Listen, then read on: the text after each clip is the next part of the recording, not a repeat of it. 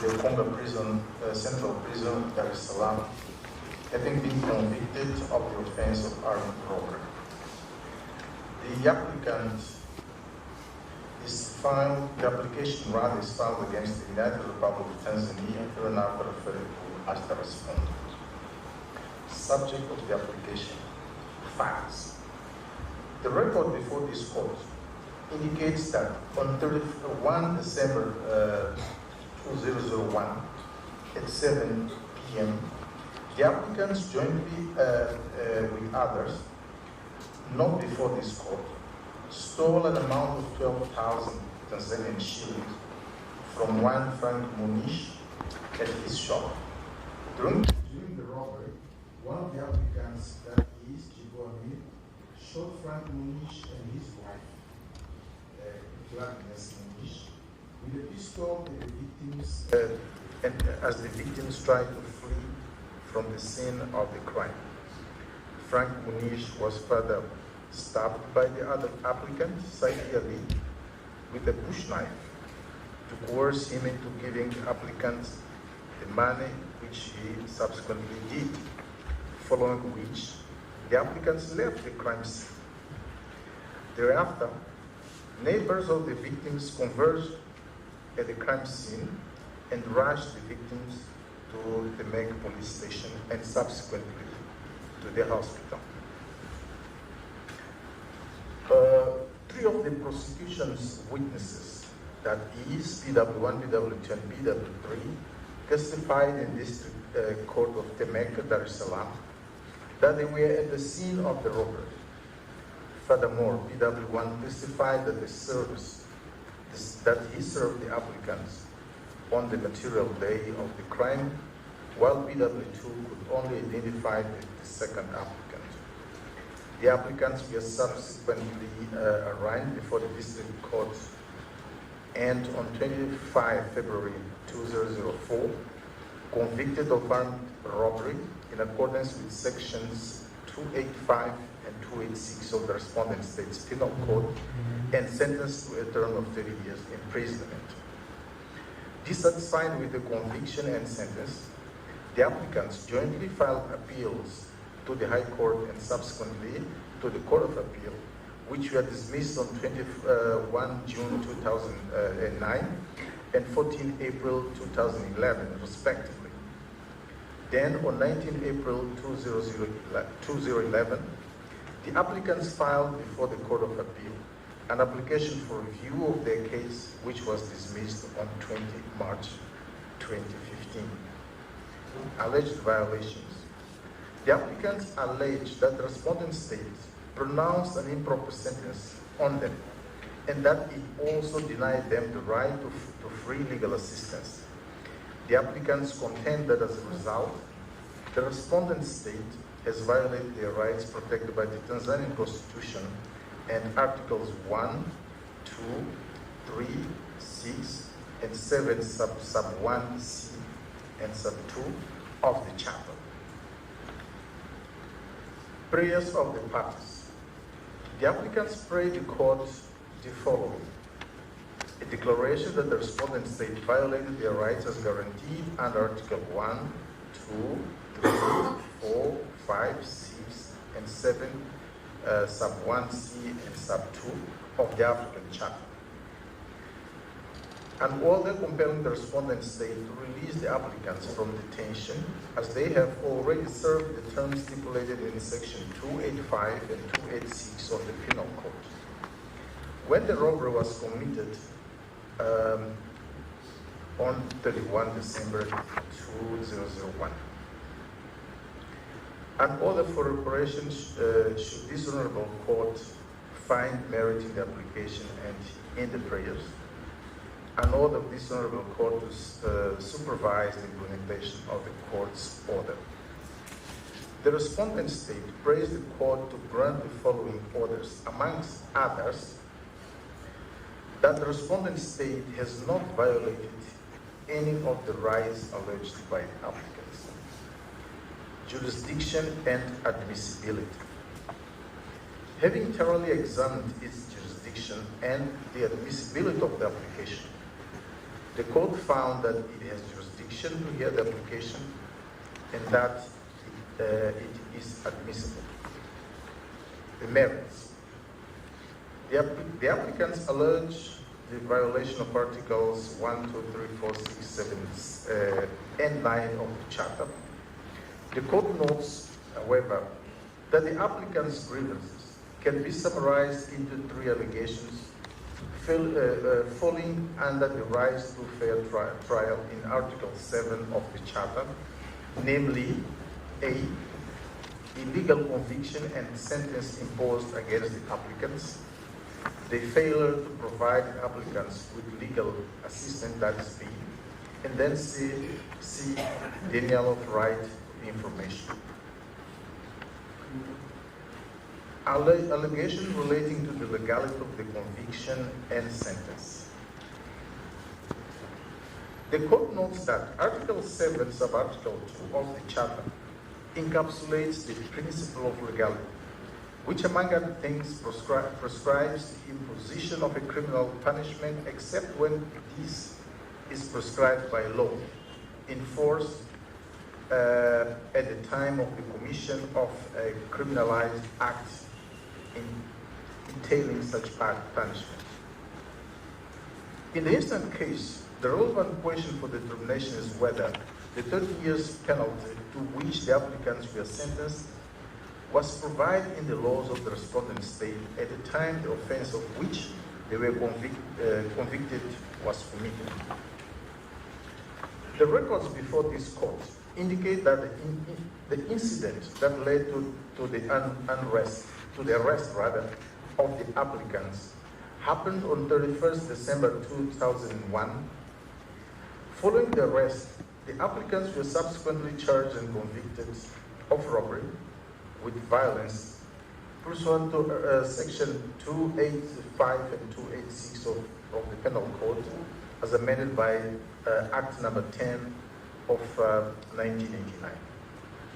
The court notes that the penalty of robbery with violence carries a similar punishment as armed robbery in the laws of the respondent state, which according to Section 5B of the Minimum Sentences Act of 1972, as amended by the 1994 Written Laws Amendment, is a minimum of 30 years imprisonment. The court has affirmed this in Mohammed Abubakar versus United Republic of Tanzania and Christopher Jonas versus United Republic of Tanzania, where it stated that 30 years has been in the United Republic of Tanzania the minimum punishment applicable for the offense of armed robbery since 1994. It follows that the applicants were convicted on the basis of legislation which was in force on the date of commission of the crime, that is 31st December 2001, and the punishment imposed on them was also prescribed in a law which was enacted prior to the commission of the crime, that is the Minimum Sentence Act 1972, as amended by Act Number 10 of 1989 and Act Number 6 of 1994. The applicant's allegation that their conviction and punishment violates the Charter does lacks merit. The court therefore finds that there was no violation of Article 7, Subarticle 2 of the Charter. Allegation relating to failure to provide the applicants with free legal assistance. The court notes that Article 7, Subarticle 1C of the Charter does not provide explicitly for the right to free legal assistance. The court, however, interpreted this provision in light of Article 14, Subarticle 3D of the International Covenant on Civil and Political Rights, and determined that the right to defense includes the right to be provided with free legal assistance. The court further notes that in the present application, the applicants were not afforded free legal assistance throughout the trial and appeal proceedings in the national courts. This is not disputed by the respondent state, which simply contends that the provision of free legal assistance is not automatic, but depends on its and the on its and the applicant's economic capacity. On several occasions, the court has, however, held that an individual charged with a criminal offense is entitled to the right to free legal assistance without having requested for it, provided that the interests of justice so require. This will be the case where an accused is indigent and is charged with a serious offense which carries a severe penalty. In the instant case, the applicants were charged with a serious offense, that is robbery with violence, carrying a severe punishment, a minimum punishment of 30 years imprisonment. In addition, the respondent state has not adduced any evidence to challenge the contention that the applicants were lay and indigent, without legal knowledge and technical legal skills to properly defend their case in the course of their trial and appellate proceedings. In these circumstances, the court is of the view that the interests of justice warranted that the applicants should have been provided with free legal assistance. The court takes note of the respondent state's contention that the applicants were not in any way disadvantaged for having not been given legal assistance, as they were able to defend themselves. However, the court observes that the applicants do not need to show that the non-provision of legal assistance occasioned some disadvantage to them in the course of their trial and appeals at the district court and appellate courts. Insofar as the interests of justice required the provision of free legal assistance, and the respondent state had failed to afford one, its responsibility would be engaged. The court further underscores that the respondent state's citation of its domestic laws requiring the provision of legal assistance is not sufficient to demonstrate that the applicants have in fact got the benefit of free legal assistance. The respondent state's contention in this regard thus lacks merit. In view of the above, the court finds that the respondent state has violated Article 7, Subarticle 1C of the Charter. Allegation relating to denial of the right to information. The court notes that applicants allege the violation of their right to information as a result of the respondent state's failure to inform them of their right to legal representation. The court is of the view that the substance of the applicant's allegation relates more to the right to a fair trial, specifically the right to be informed of one's right to counsel, than to the right to information, and will deal with it accordingly. The court observes that although Article 7 of the Charter does not expressly provide for the right to be informed of one's right to counsel, Article 14, Subarticle 3D of the International Covenant of Civil and Political Rights require that in criminal cases, an accused shall be informed of his right to legal representation.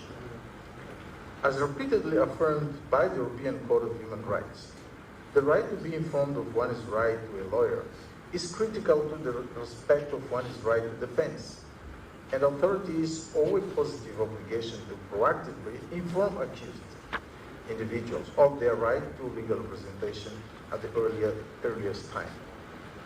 In the instant case, the respondent state does not dispute the applicant's allegation that they were not informed of their right to counsel at the time or prior to their trial, but simply argues that their contention is baseless.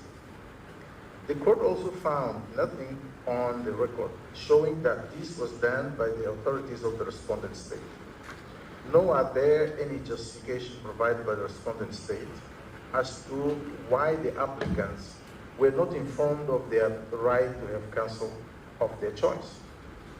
Evidently, this has constrained the applicant's capacity to defend themselves. In view of the above, the court therefore finds that the failure of this respondent state to inform the applicants of their right to legal representation has violated Article 7, Subarticle 1 of the C of the Charter, as read together with Article 14.3d of ICCPR. Reparations.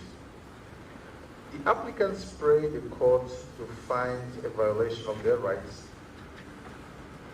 set them free, and make an order for reparations and for supervision of implementation. On the other hand, the respondent state prays the court to find that it has not violated any of the rights of the applicants and to dismiss the application. Article 27(1) of the protocol provided that if the court finds that there has been violation of a human right, a human or people's rights, it shall make appropriate orders to remedy the violation, including the payment of their compensation, or fair compensation or reparation. Pecuniary reparations. The court notes its finding above that the respondent state has violated the applicant's right to a fair trial by failing to provide free legal assistance and the right to be informed of the right to counsel in the course of the criminal proceedings against them. In this regard, the court recalls its position on state responsibility, that any violation of an international obligation that has caused harm entails the obligation to provide adequate reparation. The court has established in its jurisprudence that moral prejudice is presumed in the case of a violation of human rights, and the quantification of the damages in this regard must be equitable, taking into account the circumstance of the case. The court has adopted the practice of granting a lump sum in such circumstances. The court notes that the violations it has found in the instant case caused moral prejudice to the applicants. The fact that they were not informed of their right to counsel and that they did not get legal assistance in the course of their trial and at the district court and appellate courts evidently caused them some moral damage as a result of their lack of knowledge of court proceedings and technical legal skills to defend themselves. The court, therefore, in exercising its discretion, awards each applicant an amount of Tanzanian shillings 300,000 as fair compensation. Non-pecuniary reparations. Regarding the application for an order of release prayed by the applicants, the court has stated that it can be ordered only in specific and compelling circumstances. Examples of such circumstances include if an applicant sufficiently demonstrates or the court by itself established from its findings that the applicant's arrest or conviction is based entirely on arbitrary considerations and his continued imprisonment would occasion a miscarriage of justice. In the instant case, the court established that the respondent state has violated the applicant's right to a fair trial relating to their right to be informed of their right, legal representation, and right to free legal assistance, contrary to Article 7, Subarticle 1C of the Charter, as read together with Article 14, Subarticle 3D of the ICCPR. Without minimizing the seriousness of these violations, it is the court's opinion that the nature of the violations in the particular context of this case does not reveal any circumstance which would make their continued imprisonment a miscarriage of justice or arbitrary. Nor have the applicants demonstrated the existence of other specific or compelling reasons to warrant an order for release. Accordingly, the court rejects the applicant's request to release them, to be released from prison. Costs. The court rules that each part shall bear its own cost. Operative part. For these reasons, the court unanimously, on jurisdiction, dismisses the objections to its material jurisdiction, declares that it has jurisdiction. On admissibility, dismisses the objection on admissibility, declares that the application is admissible. On merits, finds that the respondent state has not violated Article 7, Subarticle 2 of the Charter as regards the sentence imposed on the applicants. Finds that the respondent state has violated Article 7(1)(c) of the Charter in relation to the right of the applicants to be informed of their right to counsel and the lack of provision of free legal assistance to them. On reparations, pecuniary reparations, orders the respondent state to pay the applicants the sum of 300,000 shillings, each free from tax, as fair compensation to be made within 6 months from the date of notification of this judgment, failing which it will be required to pay interest on arrears calculated on the basis of the applicable rate of the Central Bank of Tanzania throughout the period of delayed payment until the amount is fully paid. Orders the respondent state to submit the report to it within 6 months of the date of notification of this judgment on measures taken to implement the orders set forth herein, and thereafter every 6 months until the court considers that there has been full implementation thereof. Non-pecuniary reparations. Dismisses the applicant's prayer for release from prison. On costs, order each party to bear its own costs. Signed by the same judge as referred to earlier. Done at Zanzibar this 28th day of November in the year 2019 in English and French, the English text being authoritative. This is the judgment.